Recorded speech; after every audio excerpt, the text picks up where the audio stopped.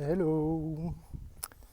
Je voulais démarrer un débrief sur la vidéo, sur la situation étrange de Mary Ainsworth. Donc c'est la vidéo où on voit une maman et son enfant entrer dans une pièce, puis jouer. Puis à un moment donné, il y a une personne étrangère qui entre, qui qui discute avec le parent, puis qui joue un peu avec l'enfant.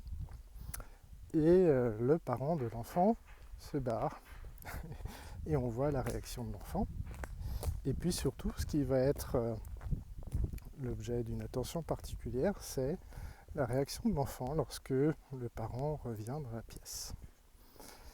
Et donc on observe des choses assez différentes chez certains enfants en fonction de leur tempérament et justement ce qu'on va qualifier d'un style d'attachement qui s'est construit avec les interactions progressives avec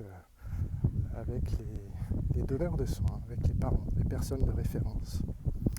Et donc, premier exemple, on voit une petite fille, lorsque la maman part, eh bien, de manière tout à fait logique, la petite fille essaye d'aller après sa maman, elle pleure, donc elle ressent de la tristesse et cette tristesse lui signale en gros ma base de sécurité par la personne qui s'occupe de moi, qui s'assure que tout va bien, elle n'est pas là, donc je me sens pas bien et il peut y avoir un danger à ça.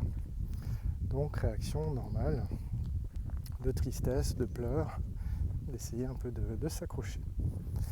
Lorsque la maman revient, et bien très rapidement en fait cet enfant, le premier qui est montré dans la vidéo, va s'apaiser et dès qu'elle est dans les bras de sa mère et qu'elle est apaisée, tout de suite son attention va revenir vers l'extérieur, vers l'exploration pour nourrir le besoin de compétences, de découverte, de jeu.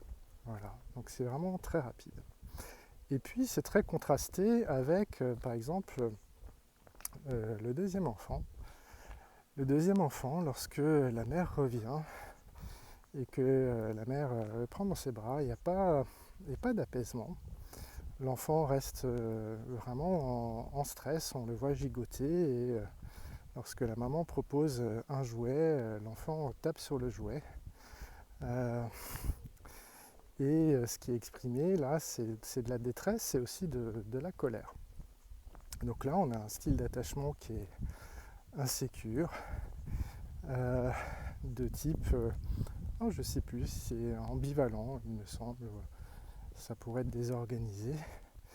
Et donc en gros, d'un côté, l'enfant aspirait à la présence de sa mère, mais sa mère étant là, ben, ça ne suffit pas.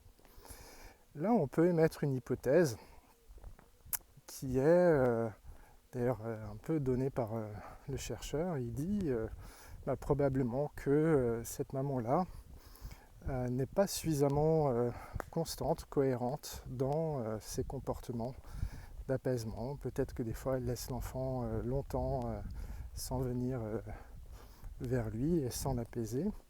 Et donc, en fait, quand la maman revient, il y a le modèle prédictif de l'enfant qui dit en fait, peut-être qu'elle va se rebarrer dans quelques secondes, c'est pas sûr qu'elle reste là. Et donc, la mère est associée à déjà d'une part un arrière-goût de la séparation qui vient juste de se produire et peut-être un avant-goût de la prochaine séparation. Et donc il n'y a pas de sécurité qui vient automatiquement pour l'enfant lorsque sa mère est de nouveau là et le prend dans ses bras. Donc là, ça parle vraiment du besoin fondamental de prédictibilité optimale et très probablement cet enfant-là a un modèle qui lui prédit que quand sa mère est là, ça ne va pas forcément durer.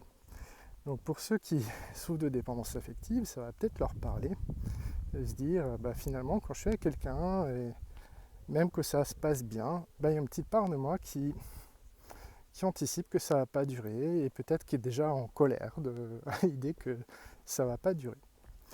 L'autre chose que j'aimerais dire, là, lorsque la maman propose un jouet à l'enfant, alors que l'enfant est encore en détresse, ça peut d'une certaine manière passer pour une forme d'invalidation subtile.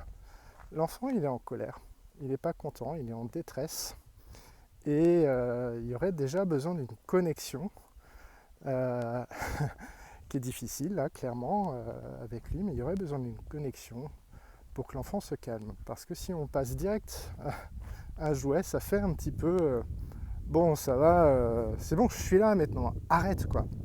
Ben ouais, mais il y a besoin de place pour que l'émotion elle se relie à l'autre, qui est ce qu'on appelle la régulation externe et puis de l'apaisement.